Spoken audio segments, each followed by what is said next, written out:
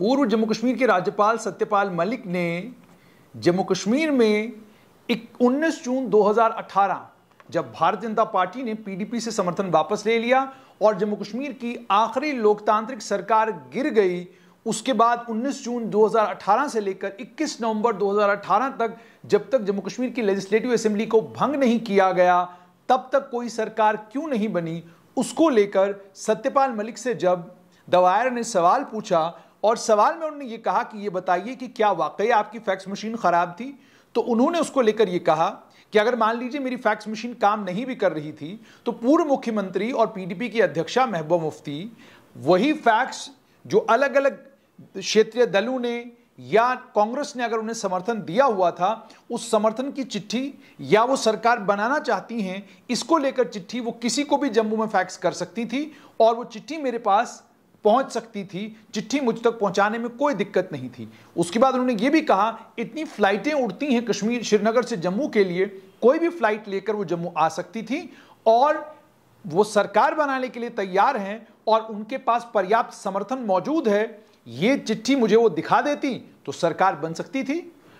ये बात सत्यपाल मलिक ने कही और उसके बाद सत्यपाल मलिक ने एक और बात कही, उन्होंने कहा कि इससे पहले डॉक्टर फारूक अब्दुल्ला भी और महबूबा मुफ्ती भी दोनों मुझे लगातार ये कह रहे थे कि हॉर्स ट्रेडिंग हो रही है, हमारे एमएलए खरीदे जा रहे हैं, हमारी पार्टियों को तोड़ने की कोशिश की जा रही है और जोड़ तोड़ करके सरकार बनाने की कोशिशें हो रही हैं, इससे हमारी पार्टियों को नुकसान पहुंचेगा, आप फौरन असेंबली भंग कर दीजिए।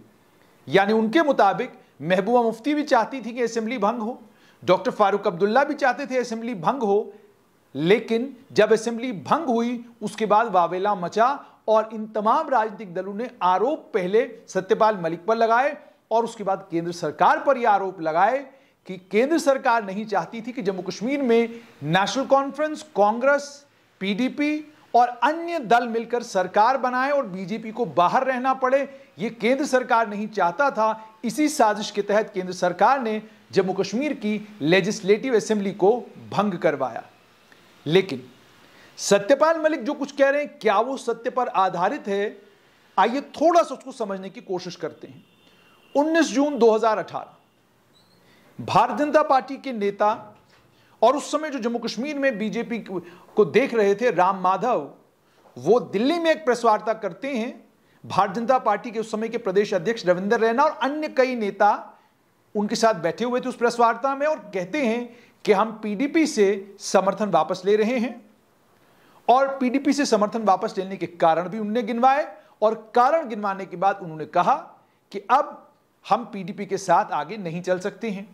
नतीजा ये निकला कि पूर्व मुख्यमंत्री महबूबा मुफ्ती फौरन राज्यपाल के पास पहुंची और उन्होंने अपना इस्तीफा सौंप दिया। हालांकि आमतौर पर राजनीतिक माहौल में यह होता है कि अगर एक पार्टी के साथ आपकी सरकार गिरती है, आप दूसरी पार्टी के साथ सरकार बनाने की कोशिश करते हैं। अगर बीजेपी ने पीडीपी से समर्थन वापस ले लिया था तो बीजेपी नेशनल कॉन्फ्रेंस के साथ भी सरकार बना सकती थी, बीजेपी अन्य दलों के साथ मिलकर सरकार बना सकती थी, कांग्रेस के अलावा किसी के साथ भी सरकार बना सकती थी। और अगर पूरे देश भर में जो माहौल है और जिस तरीके से सरकारें आज तक बनी हैं उसको ध्यान में रखा जाए और महाराष्ट्र में जो कुछ हुआ, कर्नाटका में जो कुछ हुआ या उसके अलावा राजस्थान में जो कुछ हुआ, अगर इन चीजों को सामने, माफ कीजिएगा, मध्य प्रदेश में जो कुछ हुआ, अगर उनको ध्यान में रखा जाए तो भी जम्मू कश्मीर में सरकार बन सकती थी। लेकिन सरकार कोई नहीं बनी और 19 जून 2018 से लेकर 21 नवंबर 2018 तक जम्मू कश्मीर में कोई सरकार नहीं बनी और 21 नवंबर 2018 को असेंबली भंग कर दी गई। अब 21 नवंबर 2018 यानी नवंबर के महीने में पूर्व मुख्यमंत्री और पीडीपी की अध्यक्षा महबूबा मुफ्ती कहती हैं कि उन्हें नेशनल कॉन्फ्रेंस, कांग्रेस और उसके अलावा सीपीआईएम और कुछ और अन्य दलों का समर्थन हासिल है, जिस समर्थन की बुनियाद पर वो कहती हैं कि हमारे पास नंबर है, हम सरकार बना सकते हैं। वो ये क्लेम करती हैं। उनके इस क्लेम के फौरन बाद क्या होता है? असेंबली भंग हो जाती है। लेकिन सवाल यह है कि 19 जून 2018 से लेकर 21 नवंबर 2018 तक जो पूरे देश में जिस तरह का राजनीतिक माहौल है, या वैसे भी अगर किसी भी देश के राज्य में कोई सरकार, कोई पार्टी किसी सरकार से समर्थन वापस ले ले या कोई पार्टी किसी दूसरी पार्टी से समर्थन वापस ले ले, तो वहीं पर राजनीति खत्म नहीं होती। उसके बाद भी सरकार बनाने की कोशिशें लगी रहती हैं। आप बिहार की मिसाल ले लीजिए, नीतीश कुमार ने लालू प्रसाद यादव के साथ मिलकर सरकार बनाई। उसके बाद वो लालू प्रसाद यादव से के बेटे से अलग हुए और उन्होंने भारतीय जनता पार्टी का समर्थन ले लिया और सरकार बनाई। उसके बाद जब बीजेपी गठबंधन के साथ थोड़ी देर के लिए वो चले, फिर उसके बाद उन्होंने बीजेपी गठबंधन का साथ छोड़ दिया और दोबारा से वापस आरजेडी और अन्य दलों के साथ से महागठबंधन कहा गया था, उसके साथ सरकार बना ली। लेकिन ऐसा नहीं हुआ कि एक लंबे समय तक कोई सरकार बिहार में ना रही हो या एक लंबे समय तक बिहार में सरकार ना बनी हो। हरियाणा की बात करें, वहां पर जब चुनाव हुआ तो कांग्रेस और जेजेपी के बीच में अलायंस था। जब चुनावों के नतीजे निकले तब तक यही लग रहा था कि वहां पर कांग्रेस की सरकार बनेगी, लेकिन आखिरी मौके पर जेजेपी ने समर्थन दे दिया भारतीय जनता पार्टी को। नतीजा ये निकला कि भारतीय जनता पार्टी और जेजेपी की सरकार हरियाणा में लंबे समय से चल रही है। तो यानी कुल मिलाकर ये कि लोकतांत्रिक माहौल में यही है कि अगर एक पार्टी आपको छोड़कर चली जाती है और आपके पास 33 महीने का कार्यकाल बाकी है, आपके पास 2 साल 9 महीने हैं, तो कोई भी दूसरी सरकार बन सकती थी, कोई बड़ी मुश्किल बात नहीं। और 19 जून 2018 से लेकर 21 नवंबर 2018 तक किसने रोका था जम्मू कश्मीर के राजनीतिक दलों को जम्मू कश्मीर में सरकार बनाने से? किसके इशारे का इंतजार नेशनल कॉन्फ्रेंस कर रही थी? किसके इशारे का इंतजार पीडीपी कर रही थी? किसके इशारे का इंतजार कांग्रेस कर रही थी या जम्मू कश्मीर पीपल्स कॉन्फ्रेंस या सीपीआईएम कर रही थी? किसके इशारे का इंतजार कर रही थी? दूसरा ये, उस समय जब महबूबा मुफ्ती ने कहा कि सरकार बनाने की कोशिश हम करेंगे, आपको यह भी याद होगा कि जम्मू कश्मीर पीपल्स कॉन्फ्रेंस ने भी दावा किया था कि वो भी जम्मू कश्मीर में सरकार बना सकते हैं। तो ये दावेदारी अगर हो रही थी, जाहिर सी बात है इस दावेदारी के पीछे कोई दमखम तो रहा होगा। अगर दमखम था तो वो नवंबर के महीने तक सामने क्यों नहीं आया? और उसके बाद थोड़ा सा और अगर पीछे चले जाते हैं तो पता चलता है कि मुफ्ती मोहम्मद सैयद का देहांत जनवरी 7, 2016 को हुआ। उसके बाद 10 जनवरी 2016 को जम्मू कश्मीर में राज्यपाल शासन लग गया और उसके बाद जनवरी से लेकर अप्रैल तक जम्मू कश्मीर में कोई सरकार नहीं थी, राज्यपाल शासन था। 4 अप्रैल 2016 जम्मू कश्मीर में महबूबा मुफ्ती ने मुख्यमंत्री के तौर पर शपथ ली और वो जम्मू कश्मीर की मुख्यमंत्री बन गई। और आपको याद होगा उस समय भी ये शोर था कि अगर महबूबा मुफ्ती ओथ नहीं लेती, अगर वो मुख्यमंत्री का पद नहीं संभालती हैं और जम्मू कश्मीर में सरकार नहीं बनती तो पीडीपी के 2 फाड़ हो जाएंगे। उसमें से एक बड़ा धड़ा निकलकर जो है वो बीजेपी के साथ मिलकर जम्मू कश्मीर में सरकार बना सकता है। ये शोर चारों तरफ था।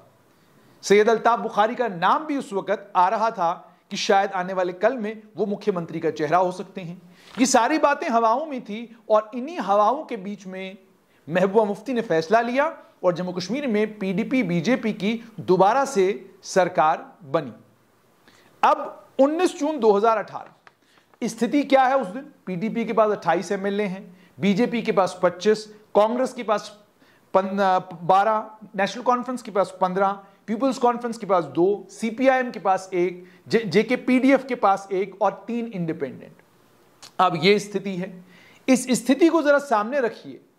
अगर वाकई जम्मू कश्मीर में गंभीर थे नेशनल कॉन्फ्रेंस, पीडीपी और कांग्रेस और उसके साथ में कुछ और राजनीतिक दल सरकार बनाने के लिए, तो 19 जून से लेकर 21 नवंबर तक किसने उनको रोका था सरकार बनाने से? किसी भी समय वो क्लेम कर सकते थे, किसी भी समय वो राजभवन में जाकर अपनी चिट्ठी दे सकते थे, लेकिन कोई ऐसा प्रयास नहीं किया गया। सवाल आखिर ये है कि प्रयास क्यों नहीं हुआ? प्रयास होना चाहिए था। आम हालात में जाहिर सी बात है, एक सरकार गिरती है तो दूसरी सरकार बनती है। तो सत्यपाल मलिक को लेकर जो बवाल काटा जा रहा है कि उसकी फैक्स मशीन काम नहीं कर रही थी, अगर फैक्स मशीन काम कर रही होती तो जम्मू कश्मीर में सरकार बन गई होती। क्या अब आप इस पर यकीन करेंगे? क्या इस बात को अब आप सच मानेंगे? क्या आपको भी ऐसा नहीं लग रहा कि 19 जून से 21 नवंबर तक आपके पास पूर्ण बहुमत है? 28 लोग पीडीपी के हैं, 15 लोग एनसी के हैं, 12 लोग कांग्रेस के हैं। तो ये मिलकर तो 55 का आंकड़ा बनता है। तो ये 55 का आंकड़ा तो हर वक्त मौजूद था। कौन रोक रहा था इन दलों को जम्मू कश्मीर के सुंदर, सुशील और बहुत अच्छे भविष्य के लिए सरकार बनाने से। और इन्हीं दलों का यह कहना है कि अगर 21 नवंबर को फैक्स मशीन खराब नहीं होती और जम्मू कश्मीर में हमने सरकार बना ली होती तो 5 अगस्त 2019 को वो सब कुछ भी नहीं होता जो 5 अगस्त 2019 को हुआ। इन्हीं दलों का कहना है। तो अगर वाकई ये सच्चाई है तो फिर इन दलों को, आम जनमानस को यह भी बताना होगा कि आपको 19 जून 2018 से लेकर 21 नवंबर 2018 तक कौन रोक रहा था सरकार बनाने से, किस दबाव के अंदर आप लोग थे, किसका प्रेशर आप लोगों का था, आप लोगों के ऊपर था, कौन था जो आपको कह रहा था कि सरकार जम्मू कश्मीर में अभी आप लोगों ने नहीं बनानी है, कौन आपको कह रहा था कि जम्मू कश्मीर में सरकार आप लोग अभी बना नहीं सकते हैं। और ये सवाल स्वाभाविक है इसलिए भी पूछे जा रहे हैं क्योंकि थोड़ा सा इतिहास में और जब आप पीछे जाते हैं तो आपको याद आता है कि ये वही जम्मू कश्मीर है जहां पर 1975 में इंदिरा शेख एकॉर्ड होता है और जो कांग्रेस थी वही कांग्रेस नेशनल कॉन्फ्रेंस हो जाती है। ये वही जम्मू कश्मीर है जहां पर फारूक अब्दुल्ला की दावेदारी है लेकिन जीएम शाह मुख्यमंत्री बन जाते हैं। ये वही जम्मू कश्मीर है जहां एक बड़े दल के तौर पर नेशनल कॉन्फ्रेंस उभर कर आती है लेकिन 16 एमएलए के साथ पीडीपी जो है वो कांग्रेस के साथ मिलकर सरकार बनाती है। और सरकार भी तब बनाती है जब केंद्र में भाजपा की सरकार थी और national conference Bharatiya Janata party का एक अलायंस पार्टनर था। और सिर्फ इतना ही नहीं, 2009 में भी ऐसे समीकरण थे कि अगर कांग्रेस चाहती तो पीडीपी के साथ सरकार बना सकती थी और 6 साल के लिए अपना मुख्यमंत्री जम्मू कश्मीर में रख सकती थी, लेकिन वो भी नहीं हुआ। इसका मतलब जो बाकी देश में ऑर्डिनरीली होता है वो जम्मू कश्मीर में ऑर्डिनरीली नहीं होता है। अगर ये 2014 तक बिल्कुल सही था तो हम कैसे माने कि 2014 के बाद उसमें कोई परिवर्तन आया। और अगर परिवर्तन नहीं आया है तो इसका मतलब साफ तौर पर यह है कि जून 19 2018 से लेकर 21 नवंबर 2018 तक नेशनल कॉन्फ्रेंस हो, पीडीपी हो या अन्य कोई भी दल हो, उन्हें भी दिल्ली के इशारे का इंतजार था कि दिल्ली इशारा करे तो हम सरकार बनाएं। और अंत में ये, जहां तक नेशनल कॉन्फ्रेंस और बीजेपी का ताल्लुक है, मिलाकर इनका नंबर 40 होता है, 40 होता था उस समय।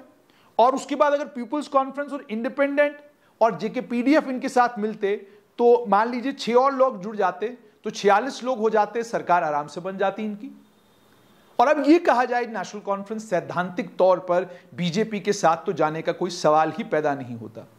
National conference Bharatiya Janata party की 1999 से लेकर 2003 तक केंद्र में अलायंस पार्टनर रही है, अलायंस में सरकार चलाई है और पूर्व मुख्यमंत्री और नेशनल कॉन्फ्रेंस के नेता उमर अब्दुल्ला मंत्री भी रहे हैं भारतीय जनता पार्टी की उसी सरकार में। बीजेपी के एजेंडे में जो चीजें सालों से थी उन चीजों में कभी कोई परिवर्तन नहीं आया।